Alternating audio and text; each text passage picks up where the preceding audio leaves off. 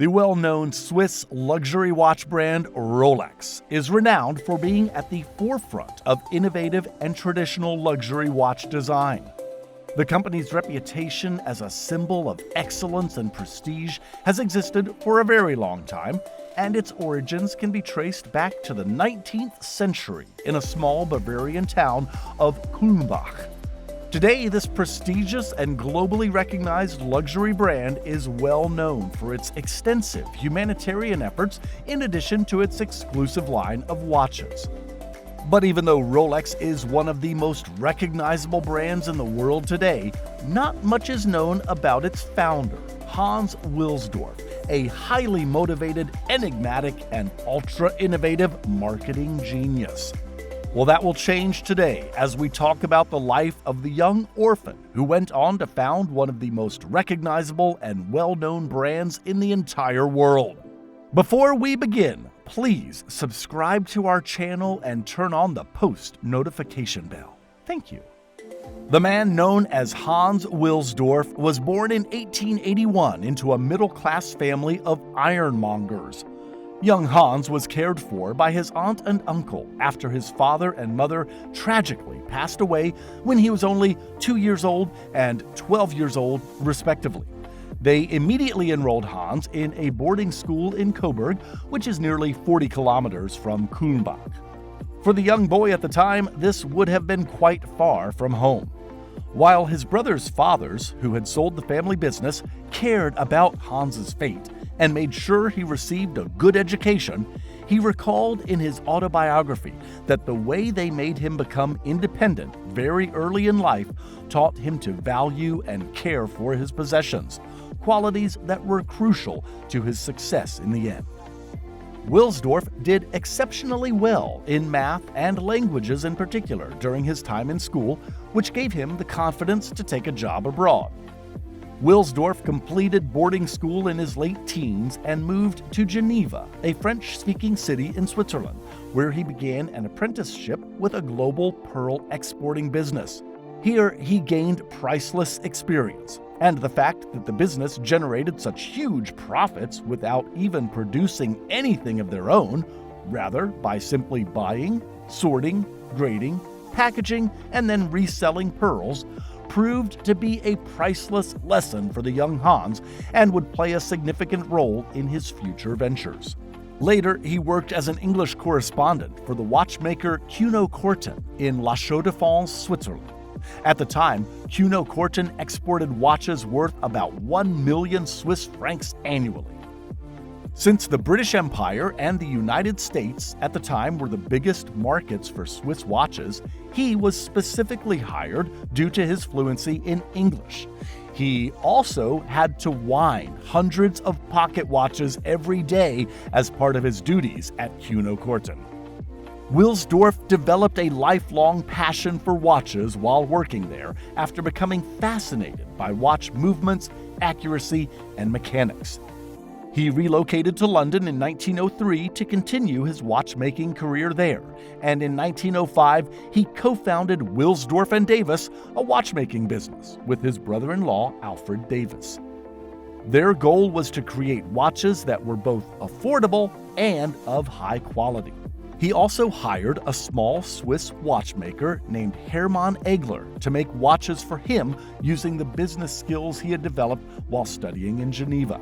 Wrist watches were not common at all at the time, but Wilsdorf was among the first to embrace them, and he convinced Egler to start producing them for his business. Wilsdorf accomplished a feat in 1910 when he obtained the nation's first official chronometer certification for a wristwatch. But before then, his company, Wilsdorf and Davis, came up with the name Rolex for its goods in 1908. Rolex was not only short enough to appear on a watch dial, but it was also simple to pronounce in most of the European languages. At this point, the company had grown to have more than 40 workers on its payroll. However, Wilsdorf decided to relocate the corporate headquarters of his business to Switzerland after the British government imposed a 33% customs duty in 1915. In 1919, Wilsdorf opened Montre Rolex in Geneva, At the time, Switzerland was the recognized hub of the wristwatch industry. He later opened a store in London's Hatton Gardens with the intention of making the wristwatch more widely known. When World War I broke out, his prediction that the pocket watch would become outdated came true.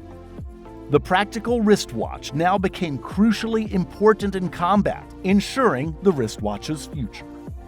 Although Wilsdorf's determination to produce wristwatches proved to be a very remarkable idea, Rolex's most groundbreaking innovation would come in 1926, when it introduced the first waterproof watch that was available to consumers, known as the Rolex Oyster. The Rolex Oyster wristwatch is perhaps the item for which the company is best known. Even today, the majority of sales are still Oyster perpetual variations, although new features have been added.